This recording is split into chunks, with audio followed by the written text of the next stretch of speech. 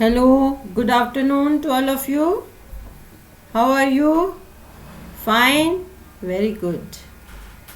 Well, class 9 students, now we are today going to start our new chapter electoral politics, चुनावी राजनीति। Class 9 के बच्चों की बहुत दिन से डिमांड थी कि इस चैप्टर पे हमें जो है वीडियो चाहिए।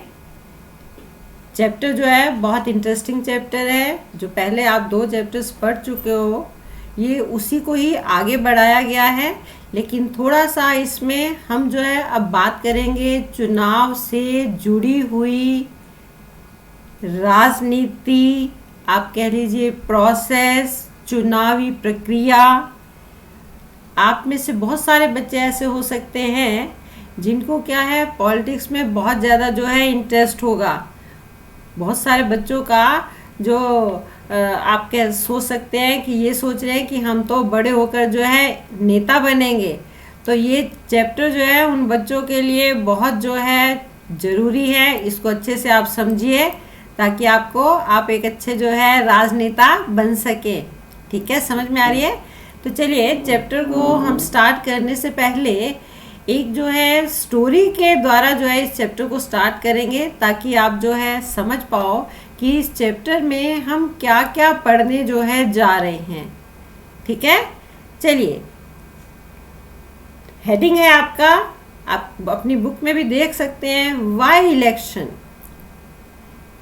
चुनाव क्यों, हम चुनाव क्यों चाहते हैं, क्यों करते हैं। और जो मैंने आपको स्टोरी की बात की, यहाँ हमने एक असेंबली इलेक्शन की बात करेंगे जो हरियाणा में हुए थे। और यहाँ आपने देखना है कि किस तरह से अलग अलग पार्टियों ने इसमें हिस्सा लिया था और किस पार्टी को स्पष्ट जो है मेजॉरिटी मिली थी। ठीक है, स्टार्ट करें। Very good. हम बात कर रहे हैं 1987 के इलेक्शंस की। 1987 के इलेक्शन से पहले 1982 में जो वहाँ इलेक्शन हुए थे उसमें क्या है कांग्रेस की जो है सरकार बनी थी, लेकिन जनता जो है सरकार की पॉलिसी से खुश नहीं थी, नाखुश थी। और जनता क्या थी, चेंज चाहती है।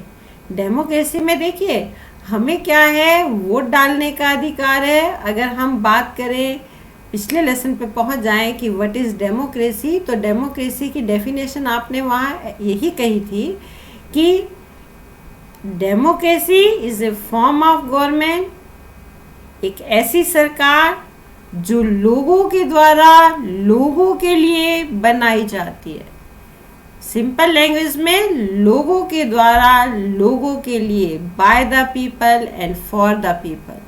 ठीक है, हम ऐसी सरकार बनाएंगे जो हमारे लिए ही काम करे। हम का मतलब कौन है, वो सभी लोग जिनकी आयु 18 साल से अधिक होती है, उन्हीं लोगों को वोट डालने का अधिकार होता है। और इसको हम क्या कहते हैं, सार्वभौमिक वयस्क मताधिकार। तो सभी 18 साल से ऊपर की आयु के लोग जो है वोट डालेंगे। अब चुनाव हो रहे हैं 1987 में। एक नेता थे मिस्टर देवीलाल। यहाँ अभी मैं मिस्टर देवीलाल ही कहूँगी क्योंकि अभी वो चीफ मिनिस्टर या किसी बड़े पद पर नहीं थे। तो उन्होंने अपने एक अलग से जो है पार्टी बनाई और उस पार्टी का नाम रखा लोकदल। और लोकदल पार्टी बनाकर वो इस चुनाव में उतरे। लोगों के सामने अपना जो है उन्होंने घोषणा पत्र जो है जारी किया, लोगों से प्रॉमिस किया कि आप हमें वोट दो और अगर हम इलेक्शन में जीत कर आते हैं तो हम जितने भी किसान हैं, उनके जो कर हैं, लोन हैं, जो व्यापारी हैं, हम उन सबके लोन जो हैं वो माफ़ कर देंगे। अब इस बात से लोग जो है बहुत खुश हो रहे थे और सभी लोगों का मतलब क्या है, जो है उनके इस मैनिफेस्टो से एग्री थे, उन्होंने सबने जो है उनको वोट दिया। किसको वोट दिया, लोकदल पार्टी को। चुनाव हुए, इलेक्शन के रिजल्ट आए रिजल्ट क्या रहे मालूम है आपको?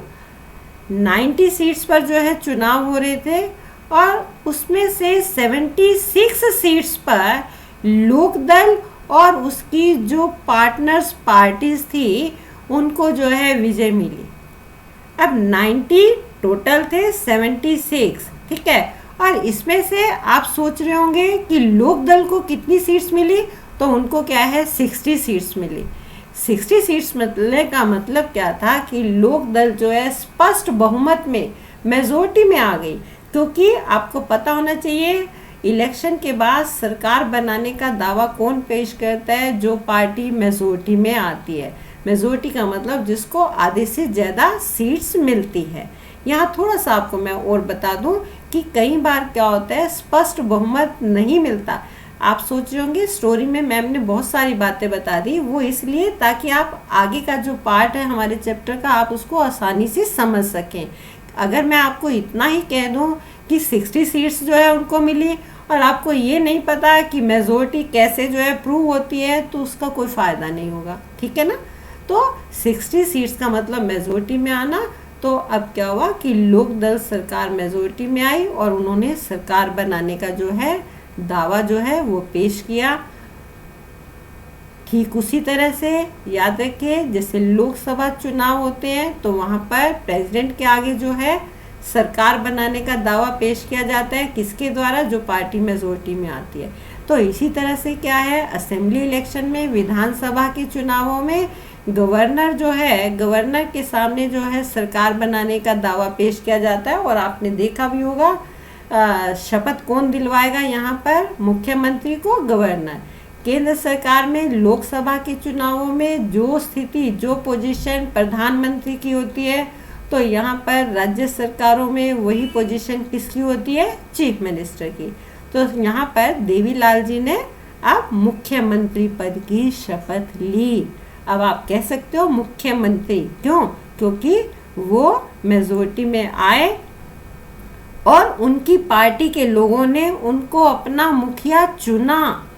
यहाँ याद रखिए जो पार्टी जो है जीतती है वो अपने में से ही एक मुखिया चुन लेती है, जिसको क्या है वो एज ए चीफ मिनिस्टर जो है नॉमिनेट करते हैं। अब चीफ मिनिस्टर बन गए तो जो पुराने जो चीफ मिनिस्टर थे कांग्रेस के, उन्होंने अपना क्या है रिजाइन दे दिया, ठीक है। नए चीफ मिनिस्टर कौन बन गए थे? देवीलाल। अब देवीलाल ने चीफ मिनिस्टर बनने के विदिन 3 डेज जो है जो अपना उन्होंने मैनिफेस्टो में लोगों के साथ वायदा किया था वो पूरा किया। लोगों के जो है कर्ज माफ कर दिए गए, ठीक है। समझ में आ गई बात कि किस तरह से इलेक्शंस होते हैं और किस तरह से रिजल्ट आने के बाद क्या है मुख्यमंत्री का जो है चुनाव होता है। तो आज हम इस वीडियो में, ये आपकी इंट्रोडक्शन वीडियो थी जो आपको हरियाणा असेंबली के जो चुनाव हुए थे उसके द्वारा आपको केवल इतना ही बताया गया कि किस तरह से अलग अलग पार्टियां जो है चुनाव लड़ती हैं।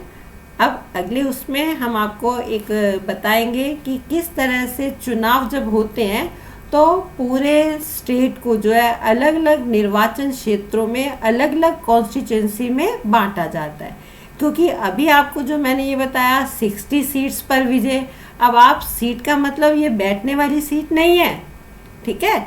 यहाँ पर सीट का मतलब क्या है, अलग अलग पार्टी जो है कितने स्थानों पर कितनी कॉन्स्टिट्यूंसी से, देखो देश को या सरकार राज्य की बात करते हैं तो जब चुनाव होंगे पूरे राज्य को अलग अलग जो है निर्वाचन क्षेत्रों में बांटा जाएगा। फिर हर निर्वाचन क्षेत्र से एक व्यक्ति जो है वो जीत कर आएगा। लेकिन ऐसा नहीं वहाँ एक ही व्यक्ति खड़ा होगा, अलग अलग पॉलिटिकल पार्टियां उस निर्वाचन क्षेत्र से अलग अलग व्यक्तियों को टिकट देती हैं। फिर वे सभी लोग अलग अलग पॉलिटिकल पार्टी के जो लोग होते हैं वो अपने उस निर्वाचन क्षेत्र से जो है चुनाव लड़ते हैं और फिर लोगों की वोटिंग के बाद रिजल्ट आता है कि कौन सा व्यक्ति जो है किस कॉन्स्टिट्यूंसी से जीत हासिल करके आया है। कहने का मतलब जिसको ज़्यादा वोट मिलेंगे वो क्या होगा, विजयी घोषित होगा। विजयी घोषित होने का मतलब आप कह सकते हो कि उस निर्वाचन क्षेत्र से जिस व्यक्ति को मेजोरिटी में टिकट्स मिली हैं, मान लीजिए आप जो है हरियाणा के किसी भी जो है क्षेत्र में रह रहे हो, कॉन्स्टिट्यूंसी में रह रहे हो, आप दिल्ली की बात करते हो, दिल्ली में क्या है, आपने देखा अभी पिछले जो 2 बार जो चुनाव हुए उसमें क्या है, आप पार्टी जो है जीत कर आई, और आप पार्टी ने दोनों बार अपना मुख्यमंत्री किसको चुना है, अरविंद केजरीवाल को। ठीक है, चलिए आज हम इस वीडियो में इतना ही करेंगे। नेक्स्ट वीडियो में हम बात करेंगे व्हाई वी नीड इलेक्शन, कि हमें इलेक्शंस की ज़रूरत क्यों है। ओके।